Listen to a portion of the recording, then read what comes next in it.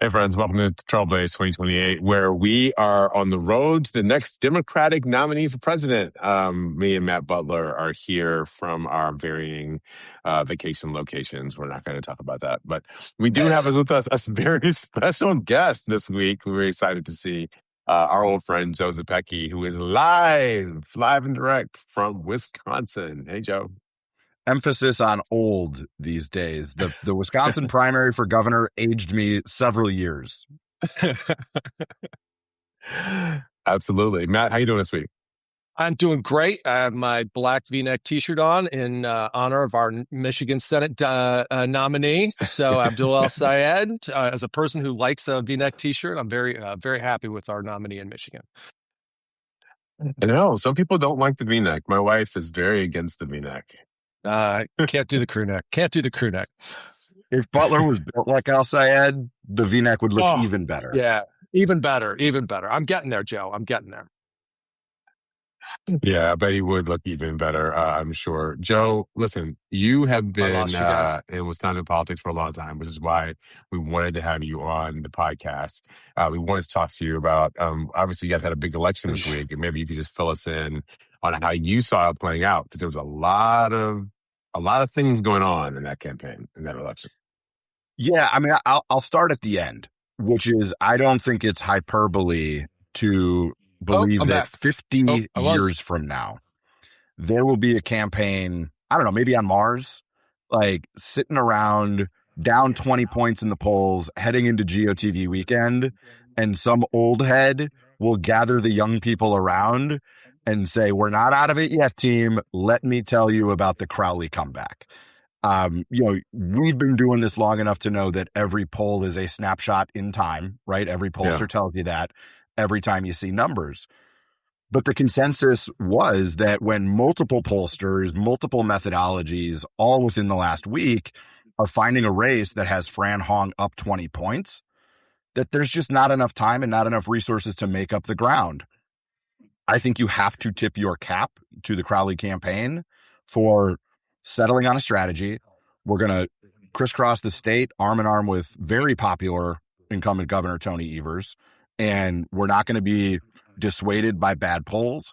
We're not going to be dissuaded by one, minor hiccup from the Oppo files in terms of some Twitter history of David Crowley's own. We're running through the tape and we're making the case. They, got the band together in the last month of this race and pulled off something that 72 hours to a week ago was unthinkable. And now we've got a race, David Crowley versus Tom Tiffany. We've seen the prognosticators switch this race back to leans Democrat from toss-up when the consensus was that it would be Fran Hong. So I think it's fair to say that everybody knew Fran would have a tougher time in the fall against Tom Tiffany. But with Crowley, it's all on the table in Wisconsin, not just retaining the governor's office, but winning a blue trifecta for the first time since 2010. And that's very exciting for Wisconsin Democrats. It's also why Wisconsin Democrats were feeling so much pressure basically from July 4th on. And what transpired over that last month to 5 weeks of the race with candidates getting out, scandal, surprise. I have never seen a primary like it. I bet. So are you worried at all about whether Frances Hong's voters are going to show back up in November, or what's going to happen in the internals of the Democratic Party over there? I'm not worried, mostly because Fran is a team player who, from before the votes were counted on Tuesday night, was saying and doing the right things. I also have been and will continue to, warn everyone on the left that we need to find a place in our movement, in our coalition, for Fran Hong voters, whether they have been Democrats before or whether they were newly activated. The scale of what we are up against requires a coalition that extends all the way from the DSA left to soft Republicans, moderate Republicans, never Trump Republicans, however you want to describe them. That's the type of coalition we need to win, not just in November, but in 2028 and beyond, to put an end to Trumpism, MAGAism, and this creeping authoritarian movement. it's not going to go away automatically when Donald Trump leaves the White House. We need Right. to get serious about this, and that you need that big a coalition to get it done. And I think that here in Wisconsin, I'm very confident that Team Crowley and everyone in the movement knows that. But I hope it's a lesson that extends beyond this because of Michigan, because of some of the other primaries around the country, and because we've got a presidential election coming up before we know it. Yeah, Joe, I really like hearing you say that because I saw a clip of you just before the primary talking about how everybody in the middle and the moderate Dems who are probably going to have to support Francesca Hong, they need to get on board. And if you really care about democracy and if you really care about getting rid of Trumpism, they've got to support whoever the nominee is. So I like your consistency between both of these candidates. And I think that it works both ways. The Hong voters have to get on board the Crowley campaign at this point because we've got to retain this gubernatorial seat. Yeah. There's been some discussion of this, but probably not enough. But as we look at the national landscape, this is about ensuring there's a Wisconsin governor who will certify the 2028 presidential election. Yep. With a trifecta, it is possible that Wisconsin could see federal redistricting and rebalance our congressional lines in the same way that we have redrawn fairer maps at the legislative level, which is why the trifecta is in play. And nobody should misunderstand. There's no way to draw a Wisconsin map that's all of a sudden going to be like 7-1.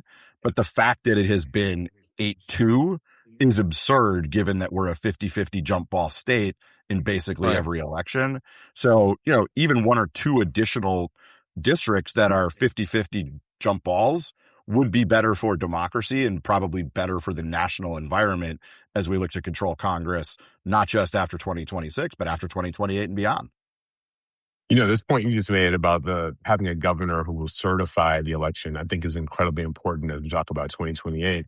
And I think we're not talking about that enough in some of the other states that Trump, you can see Trump try to fix, frankly, and try to make sure he can get his, he can at least contest. I mean, one worry is obviously once they offer alternative slates of electors and all that sort of stuff, they could do a lot of funny business when they get close to January 6th of 2029.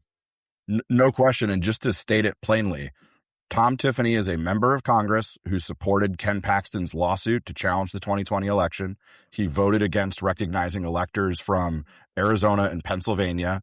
Up to the last minute, he was threatening to basically disavow the Wisconsin voters who had in part reelected him to Congress. This is not a milquetoast, do nothing Republican congressman. This is a 100% down the line MAGA extremist in Tom Tiffany. And I think it was always kind of a weird choice from Republicans. They could have found a Republican county executive or state lawmaker who would not have some of that national stench and the stench of Congress on them. But this is who they are hanging their hat on, and this is what they're riding with. That creates a lot of opportunity for him to have to answer for Donald Trump. I've described it as Tom Tiffany has 81 days to go now, and he's climbing a very steep hill with a very heavy anvil on his shoulders because of his decision to support every damn thing that Donald Trump has done. You were talking about the polls. Let's go back to that before we move on. You were talking about the polls and how they, Frances Hong was 20 points up, before Election Day. What do you think is behind it? Is it voters moved? The polls were bad? What happened in the polling regime that misled everybody so much? Well, first, I guess I'll offer a soft defense of the polls. Yes, they were wrong because she was up 20 and she lost. But they had her at between 40 and 44%. Her final number was 39.8. They had the other candidates in this race, State Senator Kelda Roys and former Cabinet Secretary Joel Brennan, in the mid to high single digits. And that's basically where they ended up. What all of those polls did show was a very large batch of undecideds and Crowley at his highest point. So to take a step back for a second, like Crowley, when he was in the race the first time, never got above 7%. Then when he got back in the race and got the Evers endorsement, you started to see movement. Whether it was 15, 20, 22, he clearly was on a trajectory. What the three of us understand, and I think most of the people listening to this, is what you almost never see is every undecided voter break the same way. It usually splits. And so were the polls off? Yes. But it's not like they were nowhere close to anybody's final number. I think what happened was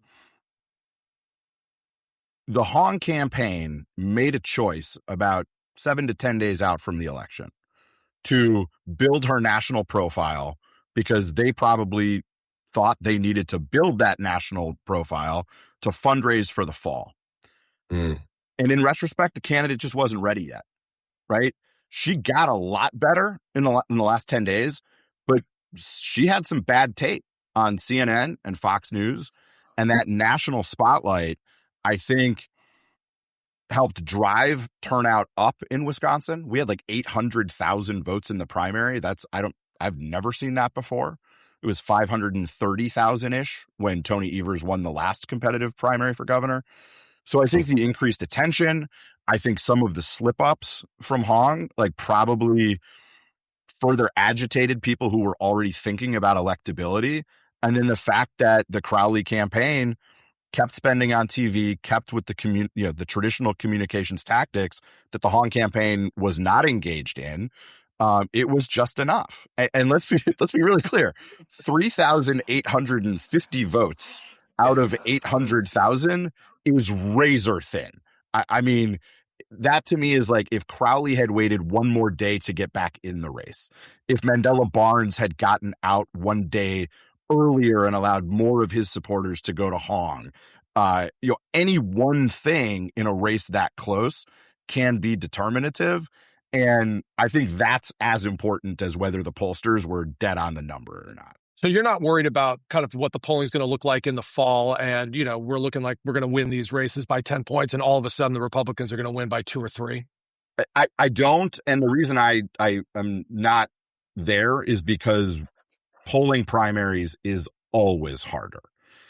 Because everything is so polarized, once you have a choice, a binary choice between red and blue, Democrat and Republican, that's easier to model for. It is easier to test for than it is to look at a 7-way primary where people are dropping in, getting out. Some people are mass communicating, others are not. They're from different regions of the state. They have very different profiles. It's just harder. Now, this podcast is largely about the run up to 2028 and going forward in 2028. And that's what I'd be worried about, is how hard it is to poll primary voters at this point on both sides, frankly. But in terms of the general election polls, as we are almost all the way out of primary season, I don't think we're going to spend the final, stretch of this campaign poo-pooing every poll that gets published. And I don't think we should.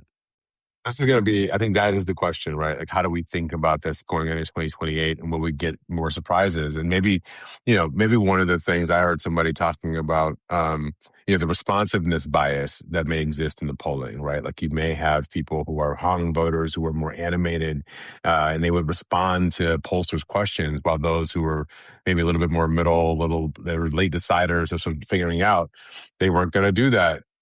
They weren't going to do that text message poll. They weren't going to answer that phone call. They weren't going to, respond to whatever email they got to try to survey them.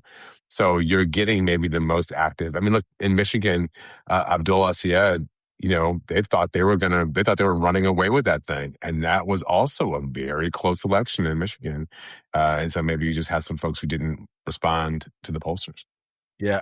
One of the checks that I will be doing on every poll for forever going forward is how transparent they are about their methodology and about their sample.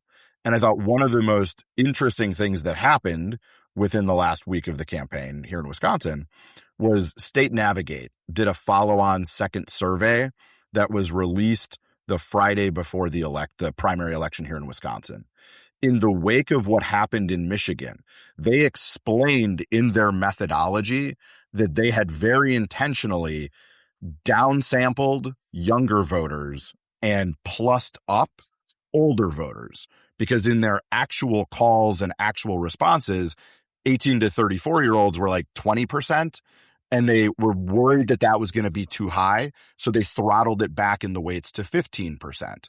So that type of transparency, which allows informed observers to like understand what assumptions are being made, to me is like table stakes cost of entry. If you're not willing to do that, you're probably not a poll that should be taken too seriously.